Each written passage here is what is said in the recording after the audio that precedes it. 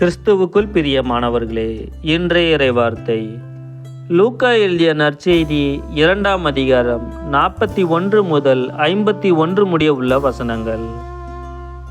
அக்காலத்தில் ஆண்டுதோறும் இயேசுவின் பெற்றோர் பாஸ்கா விழாவை கொண்டாட எருசலேமுக்கு போவார்கள்.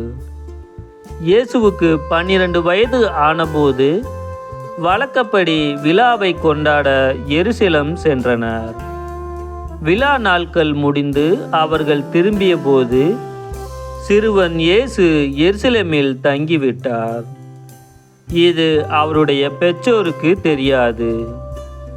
பயணிகள் கூட்டத்தில் அவர் இருப்பார் என்று எண்ணினர்.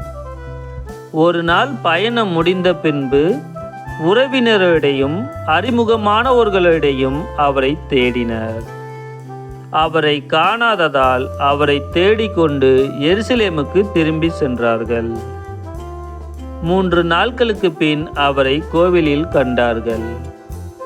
அங்கே அவர் போதகர்கள் நடுவில் அமர்ந்து அவர்கள் சொல்வதை கேட்டுக்கொண்டும் அவர்களிடம் கேள்விகளை எழுப்பிக் கொண்டும் இருந்தார்.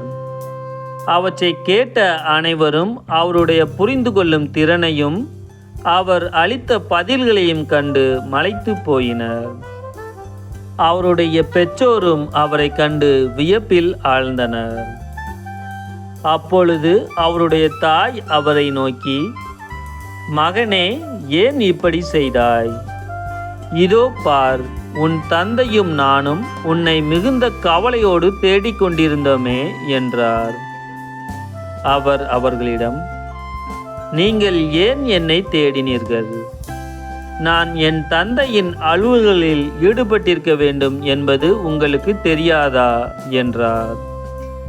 அவர் சொன்னதை அவர்கள் புரிந்து கொள்ளவில்லை. பின்பு அவர் அவர்களுடன் சென்று நாசரேத்தை அடைந்து அவர்களுக்கு பணிந்து நடந்தார்.